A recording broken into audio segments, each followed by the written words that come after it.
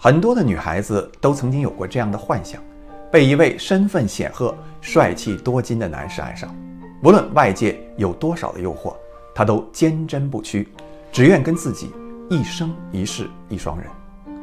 你还别说，这样美好的愿望，历史上还真的有人实现过，而且居然发生在最是无情的帝王家。这个女孩子就是汉宣帝的第一任皇后许平君。许平君身世平凡，样貌普通，是一名实打实的平民少女。在汉宣帝最初落难的时候，两人风雨同舟，患难与共。虽说前后相处的时间也不过5年的光阴，她就意外离世了，却成为汉宣帝一生最难以忘怀的女人。今天就跟大家聊聊汉宣帝和许平君的爱情故事，看看这个无论如何都算不上美女的许平君，为什么会成为曾经开创了昭宣中兴的一代明君心中的白月光。故事要从汉宣帝独一无二的成长经历说起。汉宣帝原名刘病已，他是汉武帝的曾孙，而他的祖父太子刘据是那个名噪一时的大汉皇后卫子夫所生。原本作为汉武帝嫡长子的嫡长孙，从出生的那一刻开始，刘病已的未来基本上就被确定了。如果不出意外，他是要继承大统的，一生都会衣食无忧，会有享不尽的荣华富贵。只可惜天有不测风云，人有旦夕祸福。汉武帝征和2年，也就是公元前91年，一场突如其来的巫蛊之祸席卷帝都长安，彻底改变了刘病已的命运。这究竟是怎么回事呢？原来晚年的汉武帝刘彻龙体欠安，开始变得疑神疑鬼。佞臣江充趁机兴风作浪，污蔑太子刘据在暗中行巫蛊之术，要谋篡大位。汉武帝一怒之下要捉拿太子，刘据被逼自尽身亡，连活成传奇的皇后卫子夫也不得不以死明志。长安城内一时伏尸遍野，血流成河，人人心惊胆战，个个惶恐不安。当时才出生几个月，尚在襁褓之中的刘病已还没有开始认识这个世界，甚至连名字都还没取，竟一下子失去了所有的亲人。他自己虽躲过一死，却被送进了监狱，成为了史上最年幼的犯人，从万人宠的皇孙变成了万人嫌的囚犯。不到1岁的刘病已开始面临人生的第一个挑战，必须要在监狱里活下去。要知道，监狱可不是宾馆又潮湿又阴冷，吃得差，住得更差，成年人待久了都受不了，更不要说这样一个没有双亲照顾，吃喝拉撒都不能自理的婴儿。刘病已的生命危在旦夕。或许是上天有好生之德，就在大家都以为这位皇孙活不下去的时候，转机出现了。奉汉武帝之命调查巫蛊之祸的特别巡视员丙吉，成了他生命中的第一个贵人。经过各种明察暗访，丙吉知道太子是被诬陷的，看到还在襁褓中的刘病已孤苦伶仃，无依无靠，便非常同情这个一出生就遭遇灭门的皇室后代。丙吉找来2个哺乳期的女囚犯照顾他，还专门准备了一个宽敞干净的房间，这才让年幼的刘病已活了下来。然而苦难并没有结束，新的危机又接踵而来。公元前87年，听闻术士说长安的监狱里会出现下一个天子，病重的汉武帝竟然下令要把监狱里的犯人全部杀掉。还不到5岁的刘病已再次有了性命之忧。关键时刻，刘病已的贵人丙吉再次出马，他紧闭监狱大门，宁愿承担抗旨的罪过，一直守到天亮，也绝不让杀手进入。因为丙吉的坚持，快70岁的汉武帝才终于醒悟，自己真是老糊涂了，曾孙还在监狱里关着，这是天意要让他活下来于是汉武帝大赦天下，并在去世前留下遗诏，恢复了曾孙的皇室身份。说起来，这孩子命真苦啊！他征和2年入狱，到后元2年出狱的时候，都5岁了。由于年幼体弱，刘病已在监狱里曾经大病过好几回，每次都离死神一步之遥。幸亏有丙吉在，派人细心呵护，煲汤熬药，总算从鬼门关那儿逃了出来。因此，丙吉看着孩子实在可怜，便给他取名病已，衷心的期望他今后身体健康，不再得病遭灾。刘病已的名字就是这么来的。至此，这个汉武帝的曾孙终于保住了自己的性命，可无父无母的他却再也没有家了。从监狱出来以后，刘病已被收养在掖庭。这掖庭是个什么去处啊？就是一劳改场，只不过建在皇宫里，专门收押一些触犯刑律的皇族子弟。在这里，他认识了人生中的第2个贵人，皇家劳改场场长，也就是掖庭令的张贺。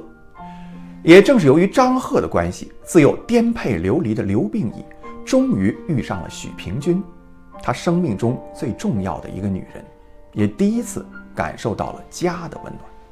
原来啊，这张贺是刘病已爷爷太子刘据的老部下，因为感恩他爷爷，张贺对刘病已的照顾呢，可以说是细致入微，不仅包吃包住，而且用自己的工资供刘病已读书，还便请名师为他讲解《论语》《孝经》等儒家经典，同时也给他在各处游走甚至出宫的特权。在张贺的悉心照理之下，刘病已逐渐成长为一名饱读诗书，同时呢又体察民间疾苦的好少年。要说这张贺是真的对刘病已尽心尽力，到了刘病已成家的年纪，他又操心起对方的终身大事了。有一天，张贺听说自己手下徐广汉有个女儿，年龄跟刘病已相仿，尚未婚配，于是呢就设宴款待，趁酒兴正浓，跟徐广汉说了这件事儿，还信誓旦旦地为刘病已的前途打包票，说最差也能当个关内侯。这个徐广汉就是许平君的父亲。那会儿许平君也到了婚配的年纪，本来已经定了亲，可他还没出嫁，未婚夫竟然去世了。不祥的征兆吓坏了许平君的母亲，于是他就找人占卜，想求个安心。没想到占卜的人居然说许平君是大富大贵的命，这让老太太是转悲为喜，又打起了12分的精神，开始发动身边的7大姑8大姨，为女儿再找一个好夫婿。而许广汉呢，只不过是个宫里当差的，出于对上司的敬畏和对皇孙身份的幻想，也稀里糊涂的就答应了女儿和刘病已的婚事。许平君的母亲得知此事后，对丈夫简直是气儿不打一处来。一个落难的皇孙，无父无母，无权无势，还蹲过监狱，一穷二白的，连个中产都算不上，怎么可能给自己的女儿幸福呢？那么刘病已和许平君最终又是如何走到了一起呢？汉武帝的曾孙汉宣帝刘病已一出生就因为全家卷入巫蛊之祸，被迫入狱，成为中国历史上第一个一出生就蹲大牢的皇帝。后来好不容易放了出来，也只是个落难皇孙，无父无母，无权无势。从小看着他长大的官员张贺，极力撮合他和平民少女许平君的婚事，可未来的丈母娘却嫌贫爱富。张贺得知此事后，担心刘病已受委屈，于是就拿出自己的财产为他准备聘礼，还亲自帮忙操持了俩人的婚礼，真可谓一路送佛送到西，这才堵住了许平君母亲的嘴。就这样，落难皇孙刘病已和平民少女许平君结为百年之好。那么小两口婚后的生活又过得怎么样呢？张贺的眼光果然没错，许平君天性善良，心思单纯，他心疼刘病已的经历，崇拜刘病已的才华，并全心全意照顾刘病已的生活，给了他最真挚的爱，最温暖的家。有了许平君日复一日的照顾和关怀，刘病已度过了出生以来最幸福的一段时光。天冷有人加衣，下雨有人打伞，饿了有人做饭，失眠有人陪伴。刘病已深深地爱着自己的妻子，爱着妻子给他的这个家。他暗自发誓，来日方长，一定要跟许平君长相厮守，恩爱到白头。小两口情深意浓，经常耳鬓厮磨，形影不离。1年后，许平君就生下了他俩爱的结晶儿子刘氏，让这个小家庭喜上加喜。也许有人会问啊，一个落难皇孙，一个平民少女，为什么会如此情投意合呢？因为同是天涯沦落人，都是在社会的底层摸爬滚打，都体味过人生的酸甜苦辣，都没有因为生活的艰辛而变得凶狠狡诈。虽然他们的婚姻是父母之命媒妁之言，但平民的生活给了他们共同的话题，让俩人克服了身份的不同、阶层的差异，成为彼此的灵魂伴侣。就在刘病已陶醉于老婆儿子热炕头，以为这辈子就平平淡淡过一生的时候，忽然之间平地一声雷，天上掉下了个大馅饼，恰好砸中了他。皇宫里来人了，要他进宫。进宫干嘛？刘病已一脸懵逼地问：请您登基即位。倒霉了18年的刘病已一下子中了6合彩，莫名其妙地被推上了皇帝的宝座，还改名刘询。这就是历史上著名的汉宣帝。这又是怎么一回事呢？那一年是元平元年，也就是公元前74年，汉武帝的小儿子汉昭帝刘弗陵突然驾崩。年轻的汉昭帝没有子嗣，大将军霍光决定立汉武帝孙子昌邑王刘贺为帝。只是这位老兄的行为方式过于荒腔走板，加上又不听霍光的管教，在位仅仅27天就被赶下台了。这个时候，刘病已人生中的第一个贵人丙吉又出场了。他主动向霍光推荐了刘病已，说他是流落民间的皇孙，而且品行端正。霍光派人又去明察暗访了一番，都对这个小伙子印象不错，说话很有礼貌，长得也很谦虚。于是霍光当场拍板，行，下任皇帝就是他了。说到这里，也许有人会问这霍光什么来头啊？怎么就成了决定皇帝废立的大 boss 了？你还别说，霍光的确是整个大汉王朝300多年最有权势的朝廷重臣之一，跟后来挟天子以令诸侯的曹操有的一拼。最早，他是汉武帝生前最喜欢的骠骑将军霍去病的同父异母弟弟，汉昭帝上官皇后的外祖父。汉武帝临终前托孤于他，汉昭帝在位时重用他。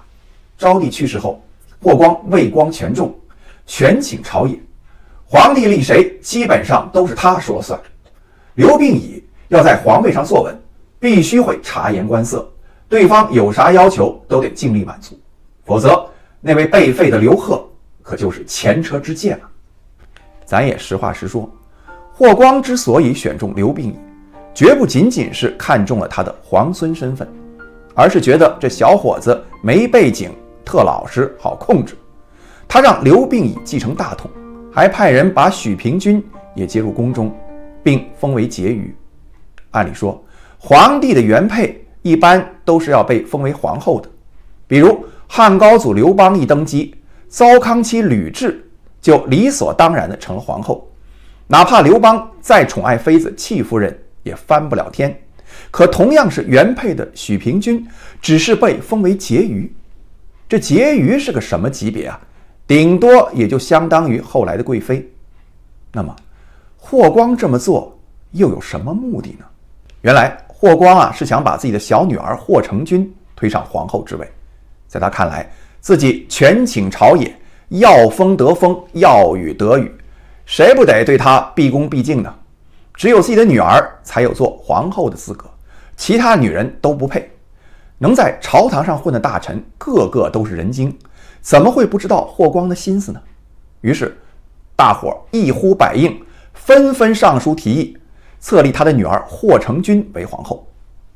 刚刚登基的汉宣帝这才明白，所有命运馈赠的礼物早已在暗中标明了价格。想坐稳皇帝的位置，就要拿曾经的感情交换。汉宣帝忽然陷入了一个两难的境地。在他无依无靠、身份低微的时候，许平君不嫌弃他，终日陪伴他。如今自己成为天子，怎能见异思迁、忘恩负义呢？可是自己只是霍光扶起来的傀儡，在朝中一没亲信，二没兵权，三没实力。18岁的他想要跟老谋深算、堪称3朝元老的霍光当面一刚，简直是以卵击石啊！许平君当然理解汉宣帝的不容易，她的内心其实也是矛盾的。一方面，她希望自己的丈夫苦尽甘来，得到他应有的权利和地位；另一方面，她又为丈夫身居高位却身不由己而暗自垂泪。思前想后，许平君发现，她心疼自己，但她更爱刘病已。她愿意为丈夫牺牲自己的感情和利益。她主动找到汉宣帝，并告诉他，俩人的感情才是她最珍惜的，皇后的位置她不在意。